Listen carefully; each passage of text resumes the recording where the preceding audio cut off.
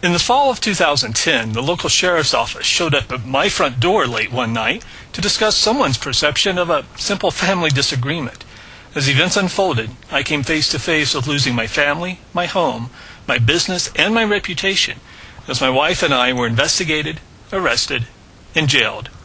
With the threat of losing everything hanging over me, I picked up pen and paper and started writing. Growing Softly Stronger in the Cracked Places is a novelized version of my daily journal of experiences, observations, and conclusions during my time of challenges and miracles. From the opening crisis to the miraculous conclusion, you'll be riveted as I describe my fellow inmates, explain the mental and spiritual techniques I use to maintain my sanity, and give my observations about how the corrections and legal systems really work. I'll write about how my experiences revealed my cracked places, allowing you to look at your cracked places and hopefully use your experiences to grow softly stronger. This video gives you a preview of 2 days during my time of challenges and miracles. Sunday, January 2nd, 2011. Lockdown continued today. At least we can have visits during lockdown. Daughter 1 and my helper came to visit me. My helper has decided to run my business while I'm in here. We even talked about the possibility of continuing that relationship afterwards. We'll see how it evolves. Several years ago, we had an old Ford van that was on its last legs. The transmission was about to go, and since I was coaching basketball at the time, I wasn't spending much time with my business. That meant I wasn't making much money, so repairing the van wasn't in the budget. We used the van to transport the team, and there were many times when I was afraid the van might not finish the trip. Every time I started to worry about it, God would ask, "Do you trust me?" I would think about that question as I drove. I would think about that question when the van struggled up one of New Mexico's hills.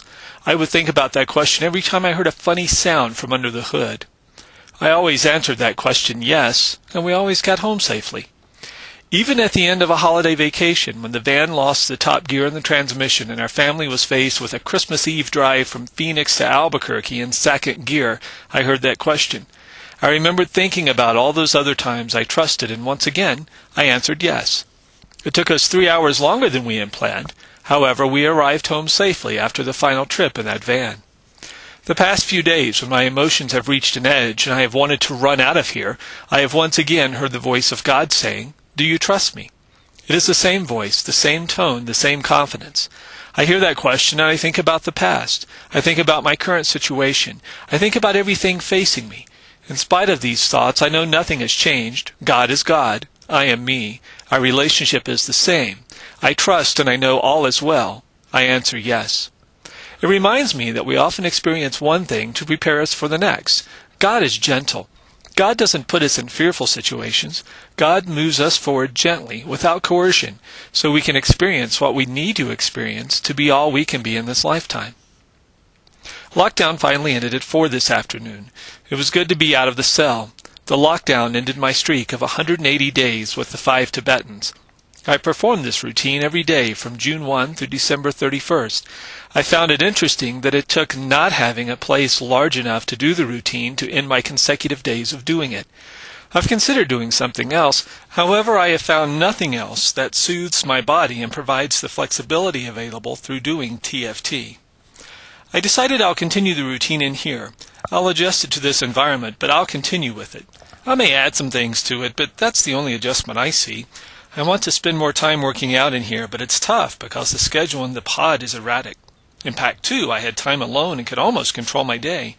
In here, there is a lot more to do and little time alone. Truthfully, there's no time alone. This helps the time go by faster, but I can't spend as much time doing the self-help stuff I was doing in Pack 2. I wrote quite a bit about evil the other day, especially in regard to head counselor's thoughts and Peck's writing. I realized today that what they call evil is really tied to love. I say this because of the realization that everything is an act of love or a cry for love. Therefore, when cellmate 1 is ignoring me, it is a cry for love.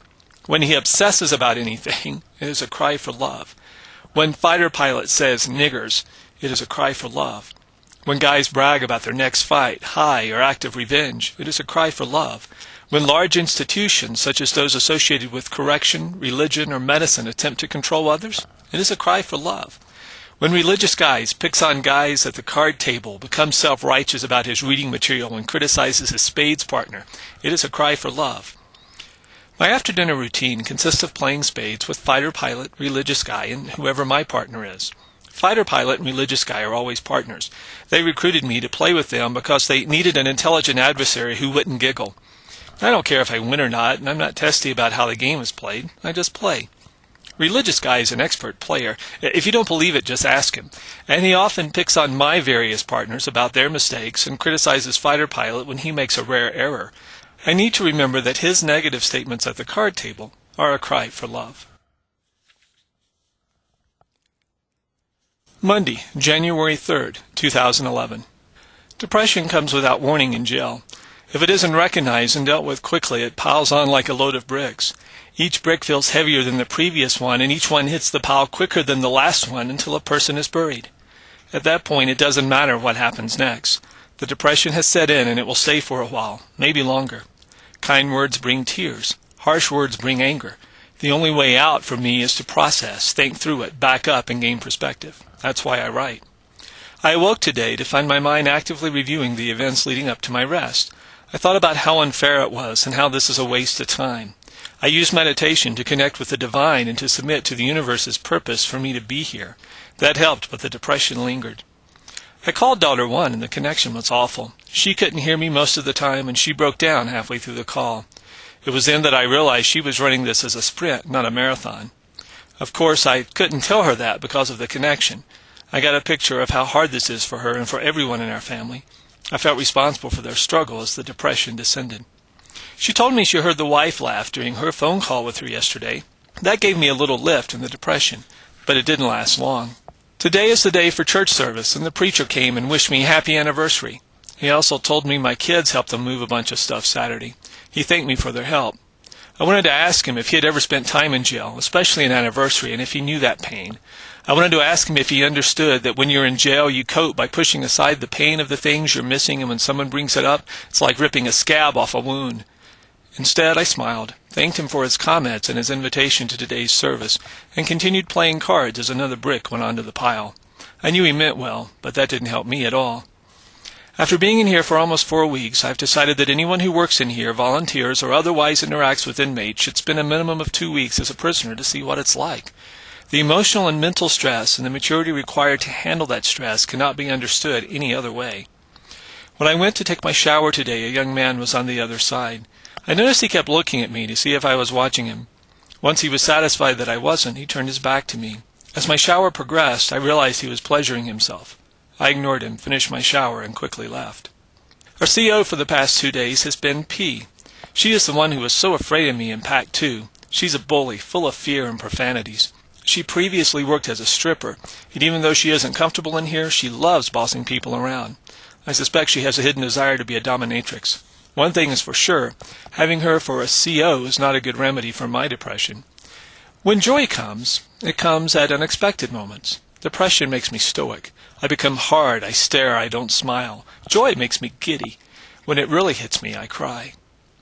Tonight before dinner, I played rummy with Fighter Pilot, Religious Guy, and another inmate. Mail came during that time, and I received a letter from the wife. The first direct communication with her since December 9, almost 4 weeks. I was amazed at how much her letter lifted my spirits and improved my mood. Suddenly, Fighter Pilot, Religious Guy, and I were trading stories, and everyone was in a good mood. We even noticed that the horned owl was doing laps around the pod. The horned owl is an older gentleman with long, thin hair that hangs halfway down his back and very long fingernails. He has dark, bushy eyebrows, and the outer edge of each sticks up. That, combined with the long, thin hair coming off a mostly bald head, makes him look like a sick horned owl, one that can no longer fly because he's losing his feathers. He always waits until everyone is done to walk up to the medicine cart because he isn't able to stand in the line while everyone else gets their meds. His steps are always slow, as if he isn't sure he will be able to take the next one. The first time I saw him, I wondered if he would survive his stay in here. Religious Guy told me he has seen the horned owl's physical condition deteriorate over the past several months. I've eaten at the same table with him almost every day, and never once has he acknowledged me or even looked up when I or anyone else joined him at the table. To see the horned owl walk around the pod was certainly a change. I'd never seen him even have the energy to smile, much less walk. At dinner I again joined him and 2 other gentlemen at the table. I chatted with the guy on the left, and when I looked up at the horned owl, he looked up at me. I nodded and he smiled slightly. The smile radiated out from his lips, shined from his eyes, and suddenly my vision went blurry. All day, the emotions, the depression, the joy from the wife's letter, and everything else culminated in that moment as I experienced love from the depth of his being. It was subtle, and yet it was so bold. It was as if God, Goddess, and the universe had unleashed all the love in the world on me. A jailhouse dinner never tasted better. Thanks so much for watching this video. You may purchase the book and see more free previews by visiting the website www.SoftlyStrongerPreview.wmv.